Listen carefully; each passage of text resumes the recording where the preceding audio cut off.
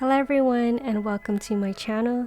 Today I'm going to be showing you how I made these cute strawberry earrings and keychain charms with shrink wrap plastic and resin. This was actually my first time using shrink wrap and resin, and it was pretty beginner friendly.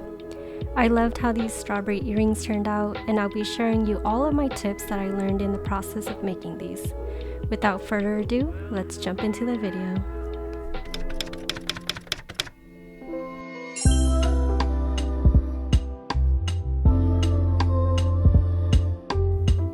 So to begin, I printed out some pictures that I'll be using as a guide and to trace over. I also chose to print in black and white to save ink, and since I'm only really using it to trace the outline, it doesn't really matter. Just have the original photo handy for a quick color reference. To make the earrings and charms, of course you'll need some shrink wrap plastic. You can buy these sheets individually or buy them as a kit like I have here. I got this kit for Christmas and finally got around to using it now. This kit is really handy and comes with everything you need, such as the rings, chains, charms, hole puncher, and colored pencils. The kit that I had came with frosted plastic sheets, so keep in mind that the end product will not be entirely transparent. The first tip that I have is to sand down this sheet a little bit. If you don't have sandpaper handy, you can just use a nail filer like I'm doing here. It's a bit hard to tell the difference on camera, but the one on the left is the one that I sanded down, and the one on the right is the original. And since I'm doing a few charms today, I went ahead and sanded several sheets since my sheets are fairly small and can only fit about 2 pictures each. This step is not entirely necessary, but it will help with the coloring process later. Now that that's done, let's go on to tracing and coloring. Be sure to leave enough room around the edges so when you go in later to cut, there'll be enough room around the image as well as room for the hole punch on top. I used washi tape to tape down the layers so they don't shift around a bit. As a reference, my printed pictures were about 3.5 to 4 inches. It does shrink a lot, so keep that in mind. Another tip is to have pencil sharpeners handy. You want to keep your color pencils sharp to be able to handle the details. I ultimately decided to use my own set of color pencils since I have a wider range than the ones that the kit came with. Pisma color pencils are a good option if you have them since they tend to be more pigmented and have a creamier texture than normal color pencils. But of course, if you do have normal color pencils, that should work just fine as well. I started with a black color pencil to get the outline first, then moved the original picture aside and started filling everything in. I used a piece of construction paper underneath so that it was easier to see which parts I haven't colored in yet. You want to apply a decent amount of pressure when you're coloring in. Any gaps that you might leave might show in the final result. To be honest with y'all, coloring took a lot longer than expected, but this is what the finished product looks like after coloring. I made 2 since I plan to make them into earrings, and then you just repeat the process for all your other designs.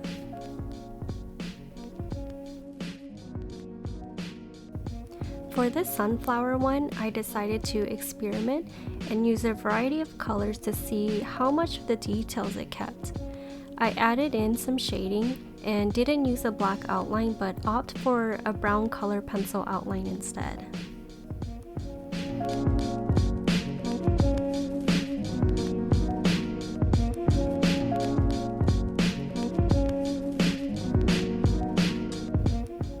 Another tip that I found helpful was to actually finish your coloring process on a window. That way you can see exactly which areas you haven't colored in a lot better.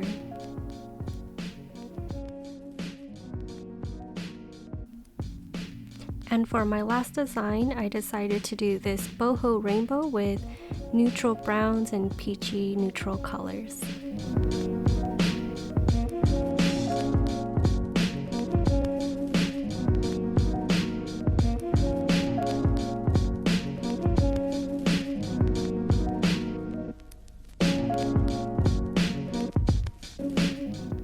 And with With a bit of editing magic, we now have all our designs ready. The next step is to carefully cut them out. I personally like the clear border around the charms, but if you really wanted to, you can cut right alongside the picture. The important thing to note here is that you want to leave enough room on top to hole punch.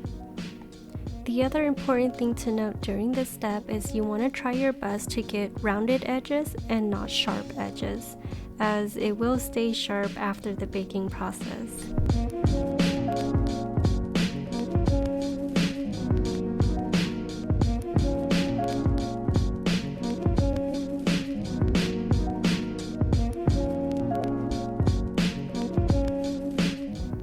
Now that each piece is cut and ready, it is time for my favorite part, which is baking.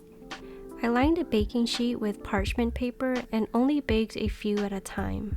I want to make sure that there is a good amount of space in between each of them so that it doesn't risk getting stuck to each other, as they might move in the baking process. Preheat your oven according to the instructions of your shrink plastic. Mine's set to bake at 329 Fahrenheit, but my oven actually only goes up in increments of 5, so I baked at 330 Fahrenheit and they turned out fine. It only takes about 4 minutes for them to bake and shrink. You really need to stay and watch them bake just in case they are done faster than 4 minutes, since they can burn or fold over on itself. This footage is sped up, but just look at them curl. Don't be alarmed since they will flatten out later.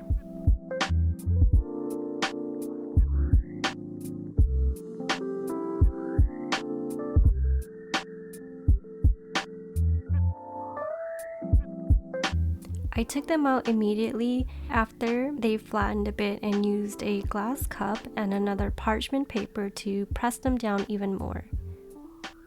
Then I baked the other sheets the same way.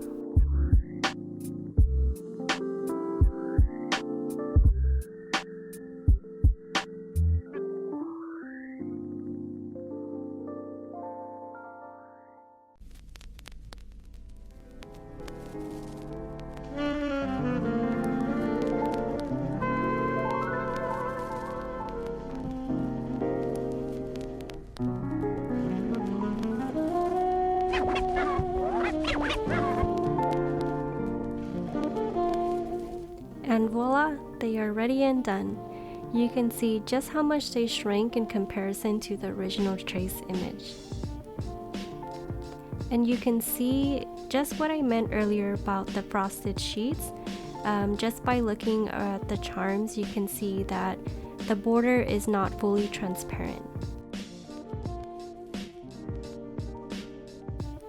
You can stop here, as I think they look nice as it is, but I decided to go the extra step and coat them with resin. I also got this resin kit from Amazon. It came with everything you need, such as gloves, a disposable cup, the A and B mixture solutions, and popsicle sticks for stirring. The cup conveniently had measurement lines on them already, and you are supposed to mix in one direction to prevent bubbles. Be sure to only use resin in a well-ventilated room. And please do not be like me. Be smart and wear gloves, since I immediately regretted not doing so. Resin is a very sticky solution and can irritate your skin if it gets on you. I thought that I could get away with being very careful, but I did end up getting it on my hands anyways. If you do happen to get some on your hands, wash it off immediately with soap and water. Hand sanitizer is also a good way to get off resin, which we should all be having around handy anyways. You can use a toothpick or a skewer to add the resin around the hole punch that you did earlier. You do not want to cover that hole since you'll be putting chains for the charms or earrings there later. Also, as a reference, this was way more resin than I needed for just these 3 small pairs of earrings and charms, so I would recommend that you mix a smaller batch if you are doing a small volume, just so that you don't waste the resin. It is now the next day. I allowed the resin to sit and cure overnight, and now it's time to add the finishing touches. I used both the kits that came with my shrink wrap plastic as well as a kit that I got from Amazon. The sunflowers were originally supposed to be earrings as well, but they came out a bit bigger than expected. If I were to do this again, I would make them slightly smaller. So I made them into keychains instead.